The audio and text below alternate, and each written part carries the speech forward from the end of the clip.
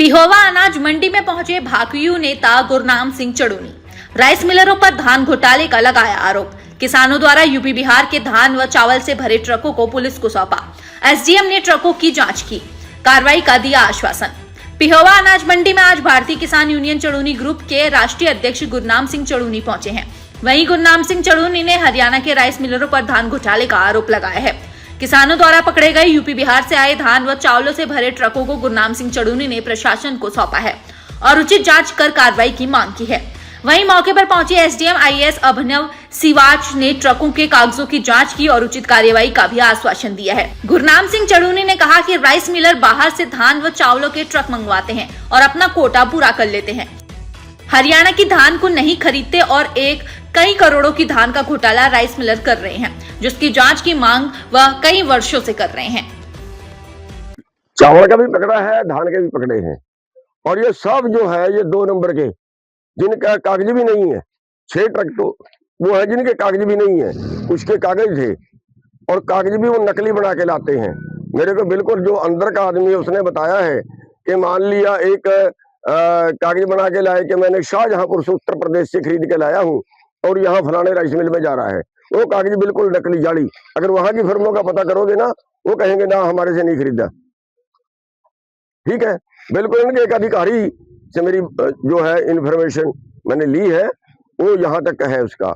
दूसरा ये चीज है कि अब ये ट्रक आगे ये किसी उसमें लग रहे हैं।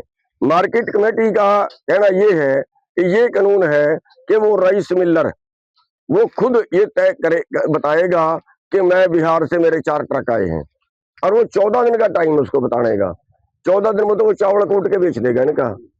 अगर वो उस धान को अगर वो सरकारी धान में लगा दे, सरकारी धान में मिक्स कर दे जैसा वो कर रहे हैं, और इन कागजों को जला दे, तो मार्केट कमेटी के पास क्या चाह रहा है उसको पकड़ने का। और यही कारण है, आप देख रहे हैं पिहोवा के अंदर हर मंडी के अंदर यहाँ का धान बचा पड़ा है, तुला पड़ा है। आवक तो कम हो गई है, लेकिन उठानी नहीं है। उठान कैसे होगा?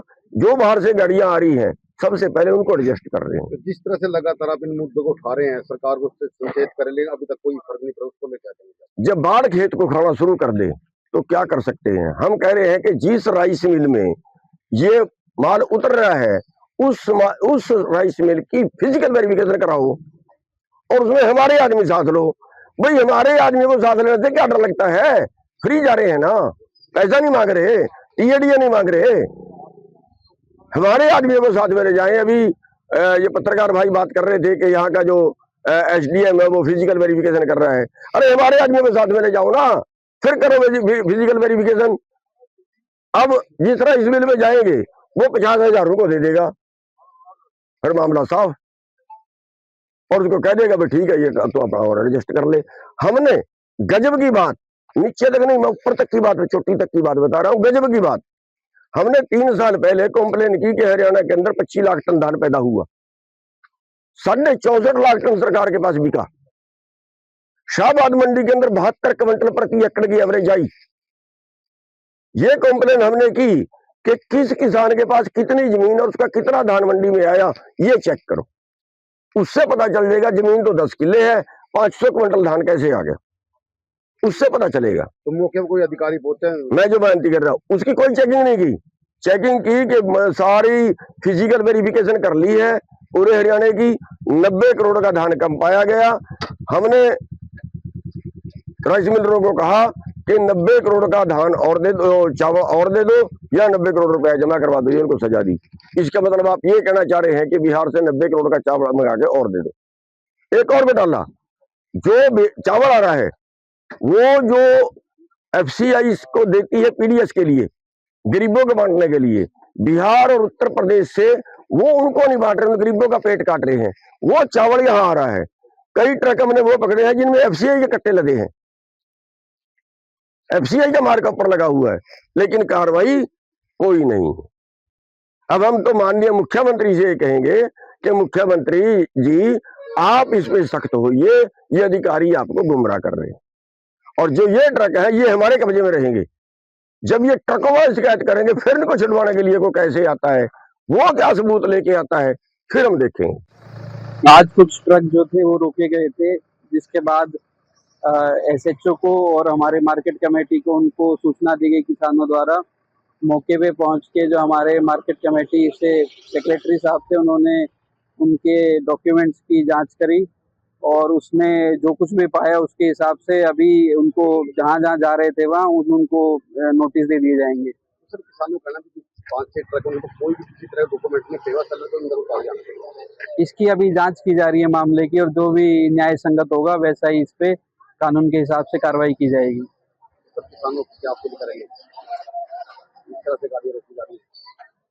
इसके लिए प्रशासन द्वारा भी नाके लगाए जाएंगे, तो उन नाकों पे ये इंश्योर किया जाएगा कि अगर कोई ट्रक है पैडी का जो बिना सफिशिएंट डॉक्यूमेंट्स के जा रहा है तो उस पे कानून के हिसाब से कानूनी प्रक्रिया के तहत कार्रवाई की जाएगी। सरदार चढ़ूनी साहब हमारे से उम्र में भी बड़े हैं और तजुर्बे में भी शायद बहुत लंबा तजुर्बा है, सबको पता है।